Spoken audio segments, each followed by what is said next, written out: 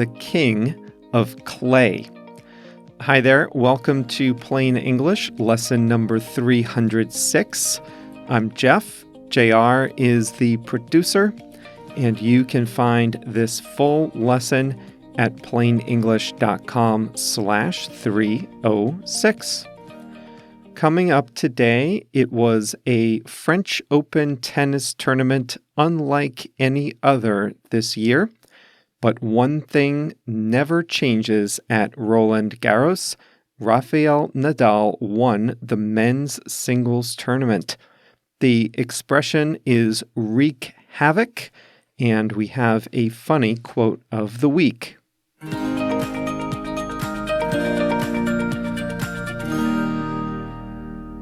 Everything about this year's French Open tennis tournament was different except the result of the men's final. Rafael Nadal won the final in straight sets against rival Novak Djokovic, winning his 100th match and record 13th championship on Paris's famous red clay courts. It is an unparalleled record of success in a single tennis tournament. No other player has won that many finals victories at a single Grand Slam tennis tournament. Nadal has now won a total of 20 Grand Slam tournaments, tied with Roger Federer for the most ever. Number 3 on that list is Djokovic himself. Those 3 top men's players, Nadal, Federer, and Djokovic, have won 57 out of the last 69 Grand Slam titles dating back to 2003. The 34-year-old Rafael Nadal from the Spanish island of Majorca has dominated the French Open the way no other player has dominated a single tournament in modern tennis. The reason is likely due to the surface.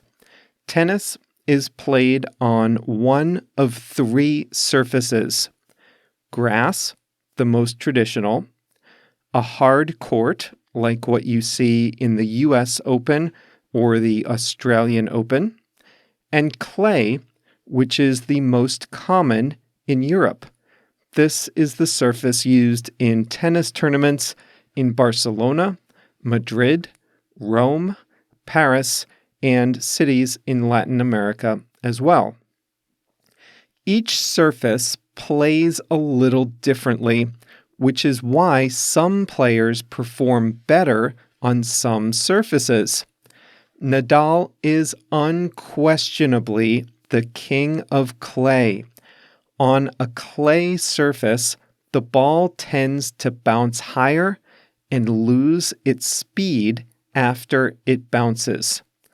Why does that help Nadal? One reason is because he has a great forehand shot. But in tennis, to make a forehand shot, you need to be positioned correctly. When the ball is coming a little slower, as it does on clay, it gives Nadal the time he needs to position himself for his forehand. As a Spaniard, Nadal also grew up playing on clay courts, literally. He first stepped onto a red clay court at age 4. Spain has over 100,000 red clay courts, and even small villages have them. Maybe that's why he's so comfortable on the clay courts at Roland Garros, which is where the French Open is played. Ironically, the Serbian superstar himself, Novak Djokovic, has beaten Nadal in the French Open before. That was in 2015. But in this year's final, he was no match for Nadal. Nadal won the first set 6-0, and while Djokovic did get a little better as the match went on, it was never really a competition. If the result of the men's tournament was business as usual, here's what was different. The tournament was played in the fall rather than in the spring. They had to postpone it due to COVID-19, so the weather was different. It was much cooler than usual. It was foggy and rainy outside, but for once that didn't matter. The main stadium at Roland Garros sported a brand new retractable roof in 2020. A retractable roof can open and close depending on the weather. Tennis is typically an outdoor sport, but it can't be played if it's raining too hard. This can wreak havoc on the tournament schedule if too many games have to be postponed. But this year, the main stadium had a retractable roof, and the roof was closed for the men's final. The spectators play an interesting role in tennis. Unlike in team sports, you don't have rabid partisans rooting for one player and against another. The spectators in tennis tend to reward effort. They like to see a good and close match. The loyalties of a tennis crowd can change over the course of a match, and the crowd usually rewards the winner at the end. This time, though, there were only 1,000 spectators allowed to see the final. So, like many other sports competitions, the atmosphere on the court was much different without the participation of a large crowd. And finally, the women's final. 19-year-old Iga Świątek entered the tournament ranked 54th in the world. She had never won a professional tennis tournament. She defeated the number 1 ranked Simona Halep in the 4th round and made it to the finals, where she defeated the number 4 ranked Sofia Anna Kenin. Świątek became the youngest person to win the French Open women's final in almost 30 years. She was Poland's first tennis player to win a singles championship at a Grand Slam tournament. She did not drop a set in the entire tournament. Congratulations to her.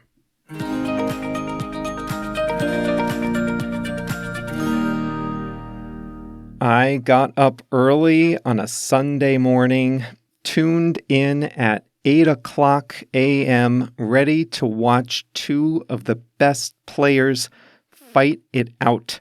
Djokovic had been playing really well in this abbreviated year, and Nadal had been so strong on clay.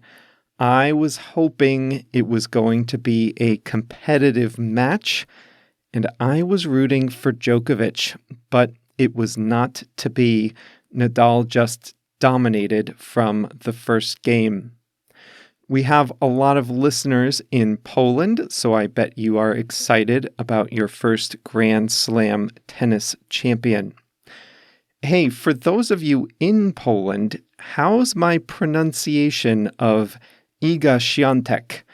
I listened to it 3, 4, 5 times on YouTube before recording this episode, hoping to get it somewhat right. Iga Świątek. Well, hopefully I did better than I did with that Japanese word last week, momijigari.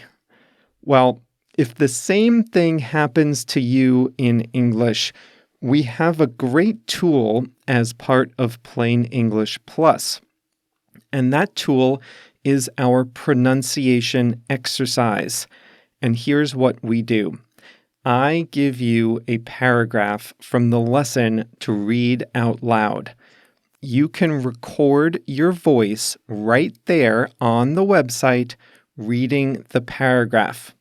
And then, when you're done, you can replay your voice and play me reading the same paragraph with the correct pronunciation, kind of like what I did with iga shiantek, over and over until I got it mostly right.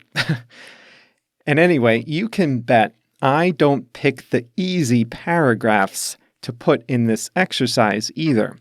When I pick the paragraphs for this exercise, I always pick the ones with the trickiest words to pronounce.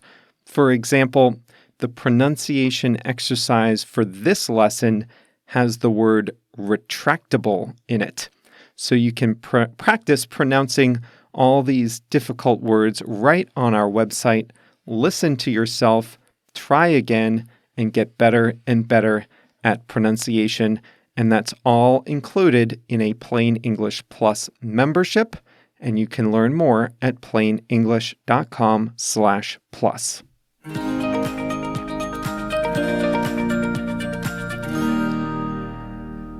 Today's expression is to wreak havoc.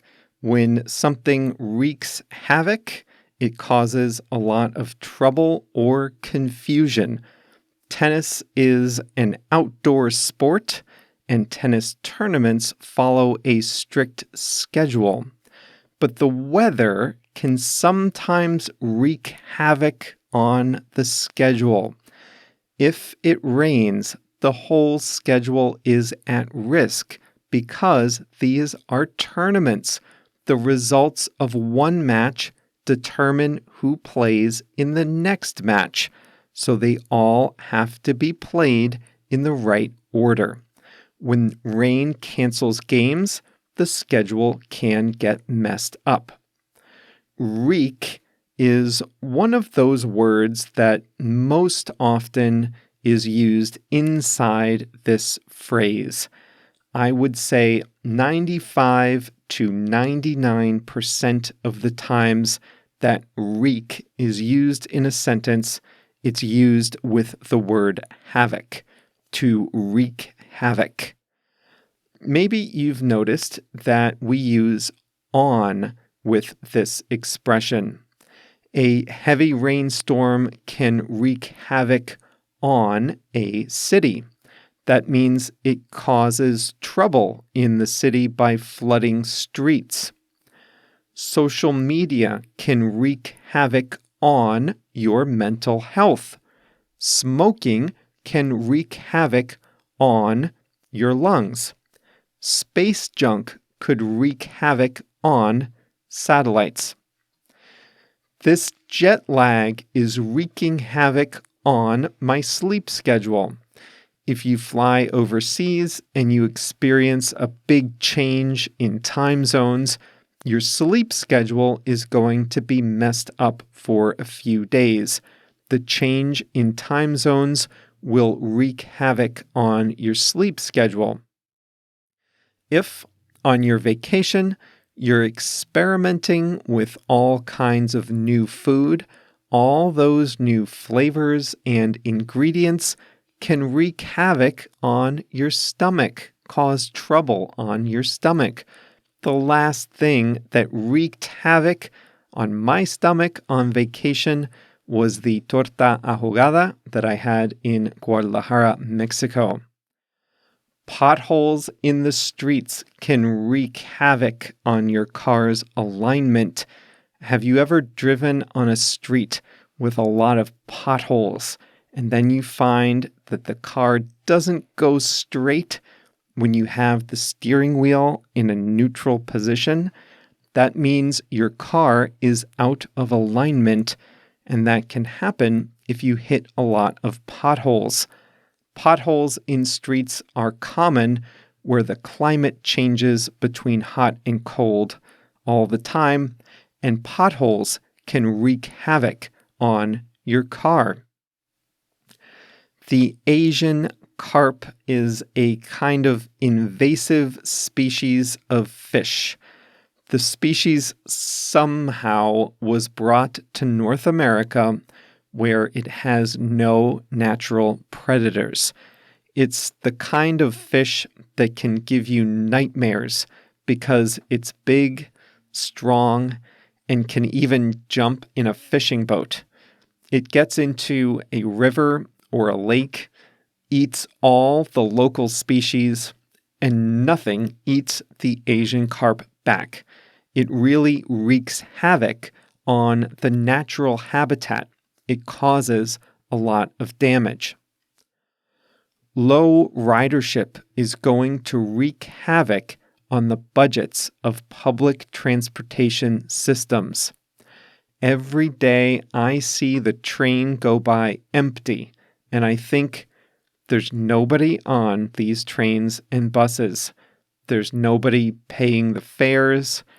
The budgets of these public transit agencies must be in complete disarray. The virus and low ridership are wreaking havoc on public transit budgets. Here's a humorous quote of the week, but first I have to explain a little something. Sometimes when you want to express that you've achieved something that others thought was unlikely, you can say, they're not laughing now. For example, you might say, they laughed when I said I was going to learn English. Well, they're not laughing now. Why would they not be laughing now? Because you proved them wrong. Here's another one. They laughed when Iga Swiatek thought she could beat the number 1 tennis player in the world. But they're not laughing now. Why? Because Iga Swiatek did beat the number 1 player in the world, and she went on to win the French Open. Okay? So you get the pattern. People laugh when they think you can't do something. You say they are not laughing now after you prove them wrong.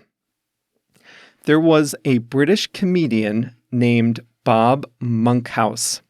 He hosted game shows, comedy specials, things like that.